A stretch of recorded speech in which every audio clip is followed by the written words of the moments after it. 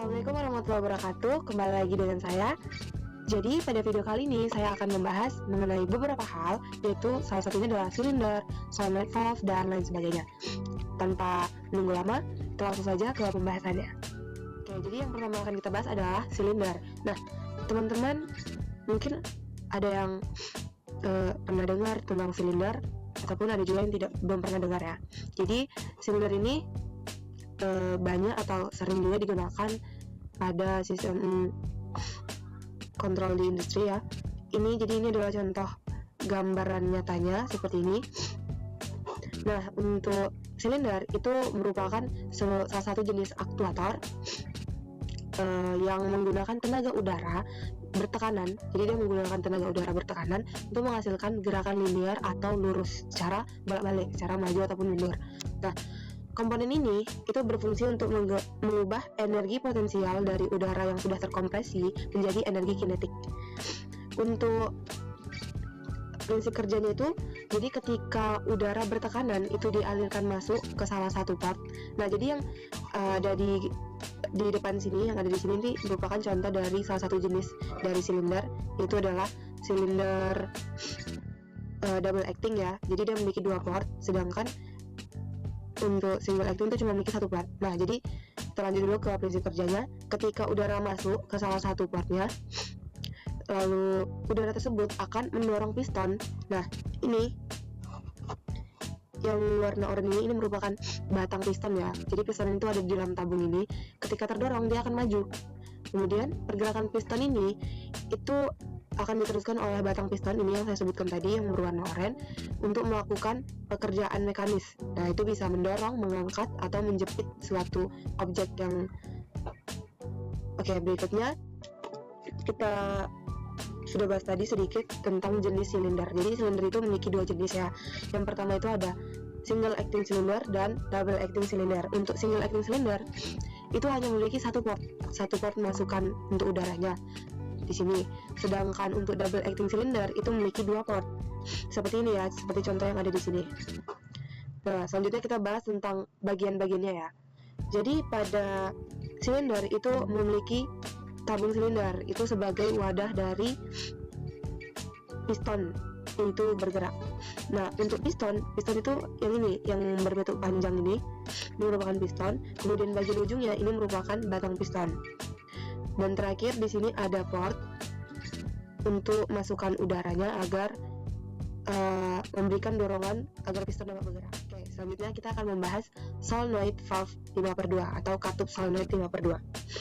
Nah, jadi katup solenoid 5/2 itu adalah salah satu jenis katup kontrol arah yang memiliki 5 port dan 2 posisi. Kita ingat nama awalnya adalah katup solenoid 5/2. Nah, 5/2 itu memiliki maksud 5-nya itu merupakan portnya. Jadi dia memiliki 5 port. Satu portnya itu sebagai input, 2 portnya sebagai output, dan 2 lainnya itu sebagai pembuangan.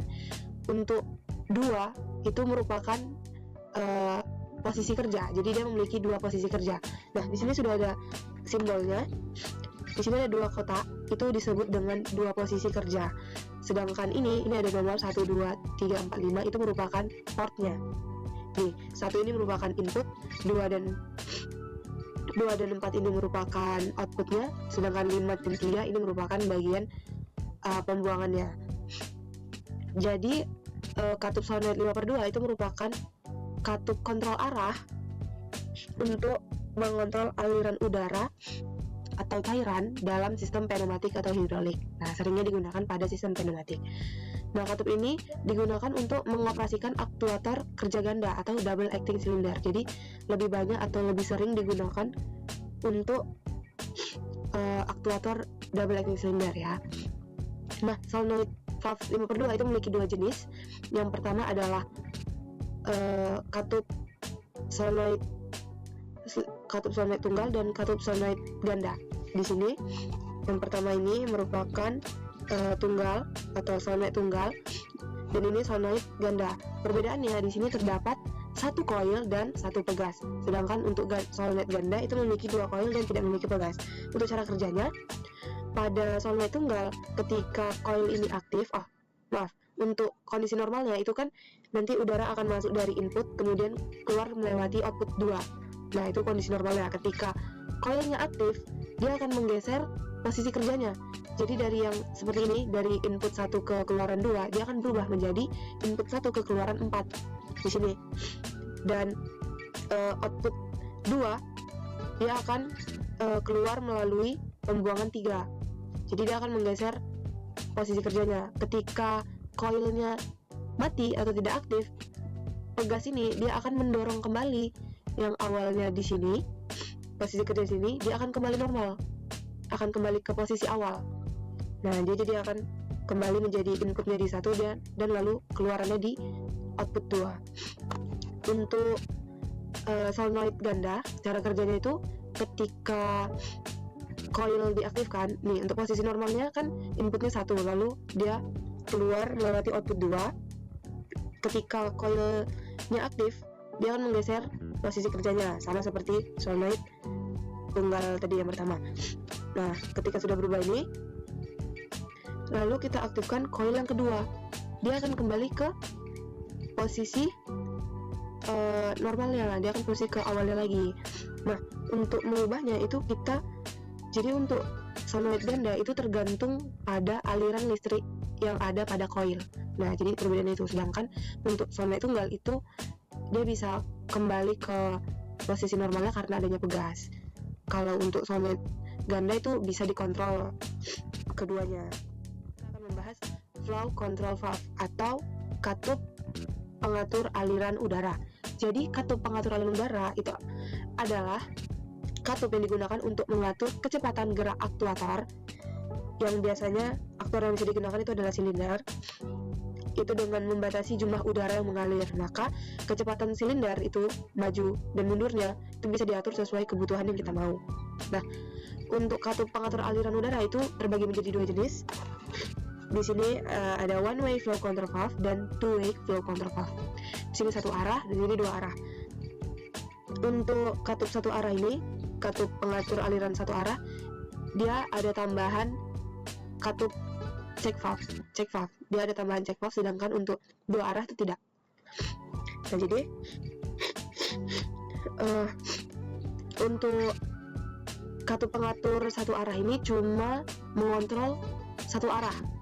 Jadi ketika udara masuk lalu mendorong silinder, nah itu dia katup pengatur aliran ini cuma mengatur keadaan majunya aja. Jadi untuk mundurnya itu dia akan seperti normalnya, seperti biasa, dia tidak bisa dikontrol, jadi cuma mengontrol satu arah.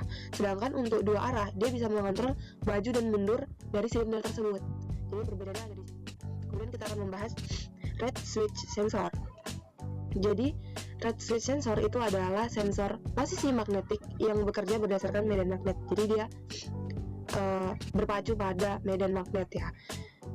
Untuk di dalamnya terdapat 2 bilah logam tipis atau reed yang tertutup di dalam tabung kaca kecil. Di sini nih kita bisa lihat ada 2 logam tipis yang tidak tersambung ya di awalnya. Nah lalu dia tertutup oleh tabung kaca kecil nih yang warna hijau. Ketika ada medan magnet yang mendekat pada red switch ini, kedua bilah ini akan menempel satu sama lain. Jadi yang awalnya dia NO, dia akan tertutup, lalu dia akan membentuk sirkuit listrik.